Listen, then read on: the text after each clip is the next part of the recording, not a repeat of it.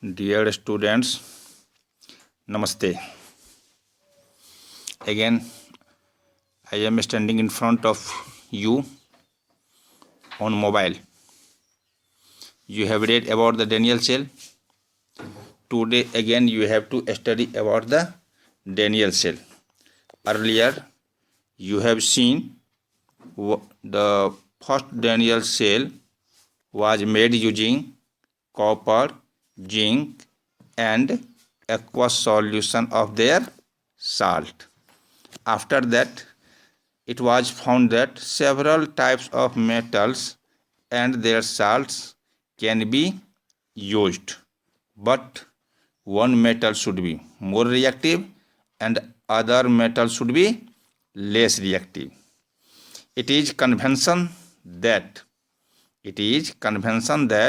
more reactive metal and its salt should be taken left side, while less reactive metal and its salt should be taken right side, as you have seen in first Daniel cell, in which copper and zinc was used. In first Daniel cell, zinc cell was shown left side, means zinc and its solution was shown in the left side, while copper cell was shown right side, means copper rod and the aqueous solution of copper sulfate was indicated right side, because it is convention. Other examples of Daniel cell is copper and silver cell, as shown below. The diagram of copper and silver cell is shown here. In copper and silver, copper is more reactive, so it is written left side, and silver is less reactive, so it is written right side. More reactive cell is also known as oxidation cell. It is also known as oxidation cell. And less reactive is also known as reduction cell. So it is reduction cell. Now, a copper rod is dipped in copper sulfate solution and silver rod is dipped in aqueous solution of silver nitrate, and salt bridge connects the both solution.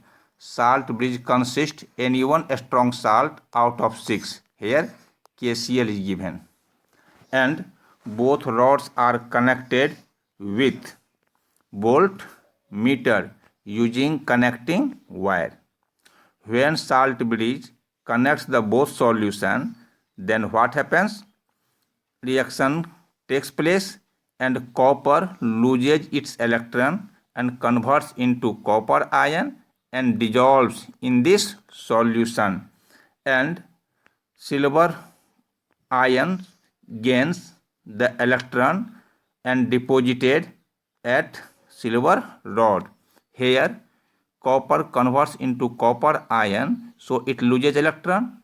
That electron moves through voltmeter up to silver rod or silver nitrate solutions, and at the same time current flows from silver rod to copper rod. As you have read, copper rod is called here negative terminal. Why it is called negative terminal? Because electrons move from this place and electron is negatively charged, and current flows from silver to copper, and hence it is called positive terminal, means current is considered as positive terminal, that you have read earlier. And now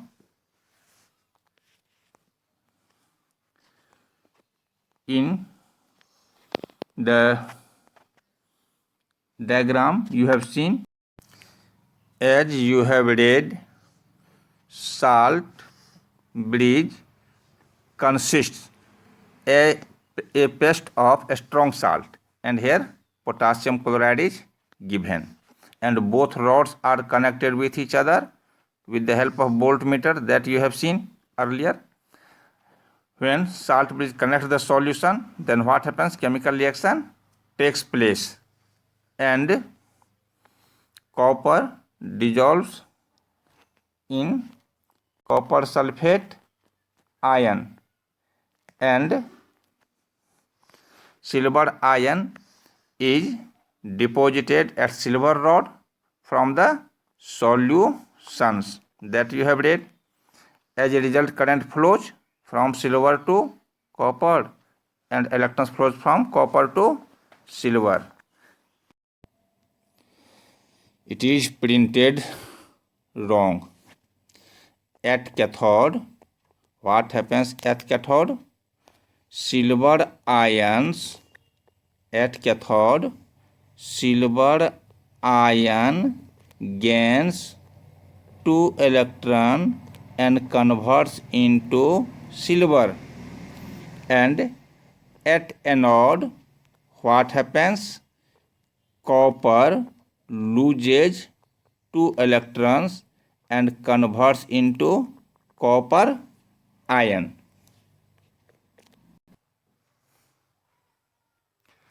Other cell is iron and nickel cell. As you know, iron is more reactive than nickel. So iron acts as oxidation cell, nickel acts as reduction cell. In this cell, an iron rod is placed in aqueous solution of ferrous sulfate, while a nickel rod is placed in aqueous solution of nickel sulfate. When the salt bridge connects the solution, then chemical reaction takes place.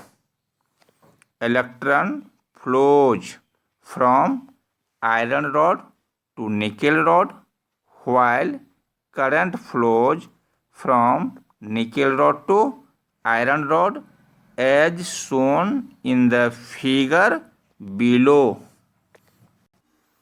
All the figures are same, means you have to write always oxidation cell left side. It is oxidation cell. Oxidation cell means more reactive cell, and it is a reduction cell. So it is convention only oxidation cell is written left side and reduction cell is written right side. It is convention. Now iron rod is dipped in ferrous sulfate solution and nickel rod is dipped in nickel sulfate solution. Following reactions take place. What happens here? Nickel at cathode, nickel ion gains 2 electron and convert into nickel, while at anode iron loses 2 electrons and converts into ferrous ion, means one loses electron and other gains electron. So you can use any metal, means any metal can be used, but a salt must be used that is soluble in water. Now assumptions of salt bridge, means postulates of salt bridge. The strong electrolyte present inside the salt bridge, as you have read, salt bridge consists of strong electrolyte, means a strong salt.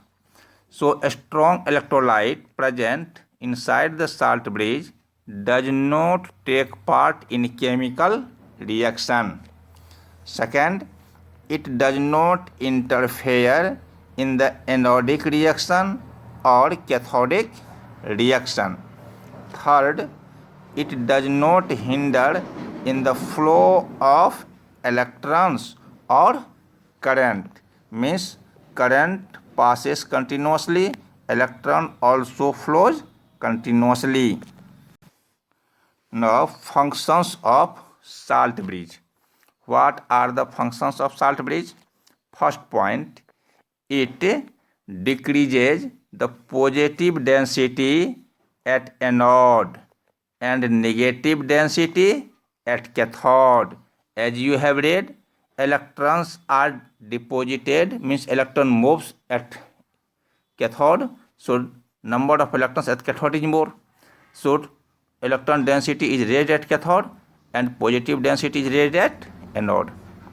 Second, potassium ion or sodium ion of a strong salt takes electron from cathode and transfers it towards anode through the salt bridge, while nitrate ion or chloride ion or sulfate ion gives its electrons to the anode, and hence the circuit is complete, and hence the electrons flows continuously and current also flows continuously. What happens here? Potassium ion takes electrons from cathode and anion gives its electrons to the anode, and again it receives electrons from potassium or sodium, and potassium takes electrons from cathode. Thus the circuit is complete. No problem in it. And it is redox reaction. Why it is redox reaction? Because one gains electron and other transfer its electron. So oxidation and reduction both takes place, and thus it is redox reaction. Next topic next day. Thank you. Have a nice day. Read it seriously.